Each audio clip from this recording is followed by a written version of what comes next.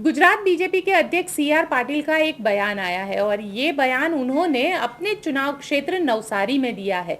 नवसारी में उत्तर भारतीय समाज का एक कार्यक्रम था जिसमें सी.आर. पाटिल पहुंचे हुए थे। सी.आर. पाटिल ने इस कार्यक्रम में जो कहा उसने गुजरात में अब चर्चा शुरू हो गई है और चर्चा इस बात को लेकर हो रही है कि सी.आर. पाटिल ने जो अपना बयान दिया था, ये बयान था कि मैं जीत के लिए हार नहीं पहनता। मैं कहीं पे भी किसी भी पब्लिक मीटिंग में जाता हूँ तो मैं हार नहीं पहनता हूँ और हार ना पहनने की वजह भी बेहद दिलचस्प बताई।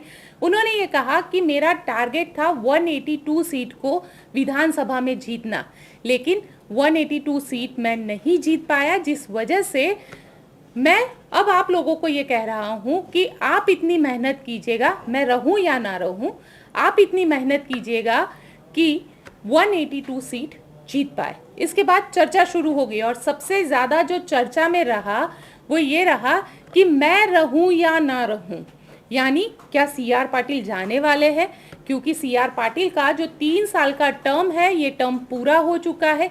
बीजेपी की ओर से आधिकारिक तौर पर अभी भी कोई ऐसा अनाउंसमेंट नहीं किया गया है कि लोकसभा चुनाव तक सी.आर. पाटिल ही कंटिन्यू रहेंगे या फिर सी.आर. पाटिल को हम अगले 3 साल की जिम्मेदारी सौंपेंगे। किसी भी तरीके का आधिकारिक तौर पर कोई बयान नहीं आया है।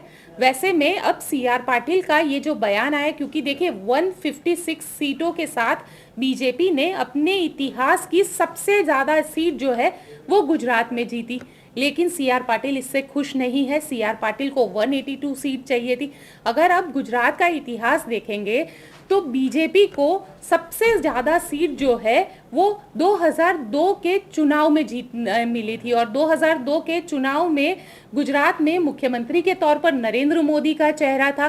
तब 127 सीटों के साथ गुजरात में बीजेपी जीती थी। दंगे हुए थे और दंगों के बाद एक हिंदुत्व की प्रयोगशाला माने जाना लगा था गुजरात, और उसके बाद जब सीट जीती तो 127 जो उस वक्त इतिहास की सबसे ज़्यादा सीट थी, और उसके बाद 156 सीट बीजेपी जीती है जो अब तक के इतिहास की सबसे ज़्यादा सीट है। क्योंकि जो गुजरात का इतिहास देखे तो माधव सिंह सोलंकी को सबसे ज़्यादा सीट मिली थी जो 149 सीट थी।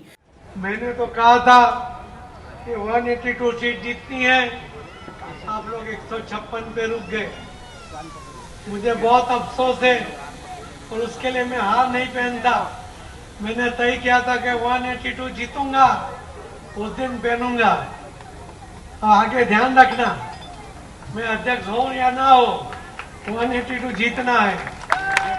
उस वक्त उन्होंने क्षत्रिय, दलित, आदिवासी और मुस्लिम का एक कॉम्बिनेशन बनाया था जिसके आधार पर 149 सीट जो है वो जीती थी कांग्रेस ने, लेकिन सी.आर. पाटिल ने 156 सीटें जीती। लेकिन अब जो है उन्होंने ये कहा कि वो इस जीत से बिल्कुल भी खुश नहीं है, इसीलिए वो कभी भी किसी भी कार्यक्रम में जाते हैं तो हार नहीं पहनते हैं। जब भी मंच पे जाते हैं तो अक्सर हमने देखा है कि जब नेता आता है, छोटा नेता हो या बड़ा नेता हो, हर कोई उसके स्वागत के लिए हार लेके खड़ा होता है और नेता आते ही उसे हार पहना दिया जाता है। लेकिन सी.आर. पाटिल हार नहीं पहनते हैं क्योंकि सी.आर. पाटिल को 182 सीट चाहिए थी। लेकिन अब चर्चा शुरू हुई है कि हार एक साइड रही। सुंदर आयोजन કર્યું કે મંચ પર બેઠેલા તમામ મહાનુભાવોનું, મહેમાનોનું કાર્યકરો દ્વારા સ્વાગત કરાયું, એટલે બધાને ખબર પડી કે કોણ કોણ આ સમારંભમાં આવ્યું છે। આખું કડી અહીંયા બેઠું છે, લગભગ વજનદાર છે, એટલે બધાને આગળ કરવા। અમારા રાજકારણમાં શું હોય છે તો હું એકલો જ આગળ આવું, મારો એકલાનો જ ફોટો પડે, બીજા કોઈને બહુ દેખાવા નહીં દેવાના, એવી પદ્ધતિ હોય। પણ અહીં મુકેશભાઈએ હું એકલો નહીં પણ મારા સાથી કાર્યકરો, મારા સભ્યો, મારા બોલાયેલા બધા મહેમાનો એક જણનું સ્વાગત કર્યું। એટલે જે મુકેશભાઈને એમના આયોજકોને।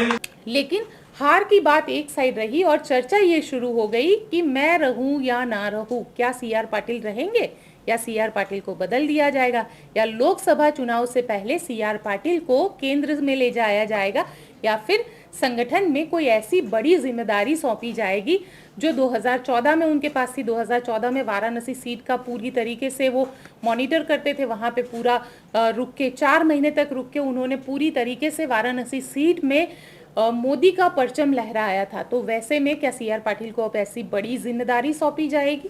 क्या होगा सी आर पाटिल का? क्योंकि गुजरात के अंदर ये चर्चा तेज हो चुकी है।